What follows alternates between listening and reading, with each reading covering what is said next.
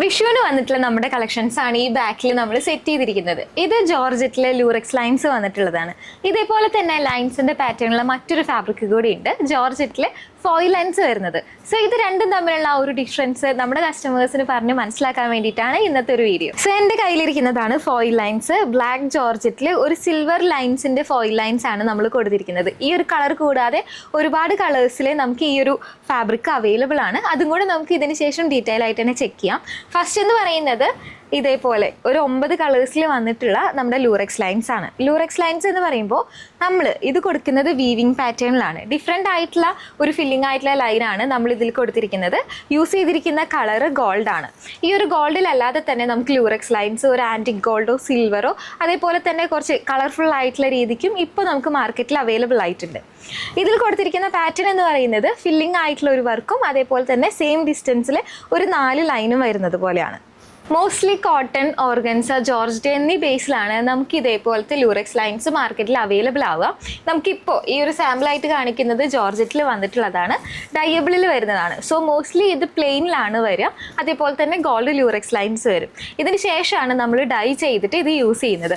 Mostly നമ്മുടെ മാർക്കറ്റിൽ വരുന്നത് പ്ലെയിൻ ആയിട്ടുള്ള വൈറ്റിൽ ഗോൾഡ് ലൂറക്സ് ലൈൻസ്, അതിനുശേഷം ഡൈ ചെയ്ത് നമ്മൾ യൂസ് ചെയ്യുന്നതാണ്. ഈ ഫെസ്റ്റിവൽ സീസണിൽ ഏറ്റവും ഹിറ്റ് ആയിട്ടുള്ള ആ ഒരു ലൈൻ പാറ്റേണിൽ നമ്മൾ ഡിഫറെൻ്റ് ആയിട്ടുള്ള ഒരുപാട് കളർ കോമ്പിനേഷൻ ആണ് കൊടുത്തിട്ടുള്ളത്. ഫസ്റ്റ് തന്നെ ഇതേപോലെ ഡാർക്ക് ആയിട്ടുള്ള ഷെയ്ഡ്സ് ഉണ്ട്. മോസ്റ്റ്ലി എല്ലാവരും ചൂസ് ചെയ്യുന്നത് പോലെ മെറൂൺ, നേവി ബ്ലൂ പോലത്തെയും അതേപോലെ തന്നെ ബ്രൈറ്റ് ആയിട്ടുള്ള റെഡ് കോമ്പിനേഷൻസും ഒരു ബ്രൗണിൻ്റെയും ബ്ലാക്കിൻ്റെയും കോമ്പിനേഷൻ ഉണ്ട്.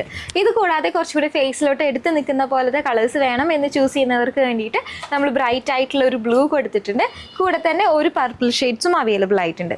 ഇതിനെല്ലാം കുറച്ച് ഡിഫറെൻ്റ് ആയിട്ട് കുറച്ച് കളേഴ്സ്, റെഡ് അല്ലാതെ കുറച്ച് ഫ്ലോറൽ പാറ്റേൺ ഒക്കെ കൂടുതൽ യൂസ് ചെയ്യുന്നവർക്ക് മാച്ചിങ് ആയിട്ടുള്ള ഒരു കളറാണ് വേണ്ടതെങ്കിൽ ഇതേപോലത്തെ 1-2 കളേഴ്സും കൂടെ നമ്മൾ ഈ ഒരു ചാർട്ടിൽ അവൈലബിൾ ആക്കിയിട്ടുണ്ട്. സോ മുന്നേ പറഞ്ഞതുപോലെ തന്നെ നമ്മുടെ ഫോയിൽ ലൈൻസിൽ വന്നിട്ടുള്ള ആ ഒരു കളക്ഷൻസും കൂടാതെ ഇത് രണ്ടും തമ്മിലുള്ള ആ ഒരു ഡിഫറൻസും കൂടെ ഒന്ന് ചെക്ക് ചെയ്ത് നോക്കാം.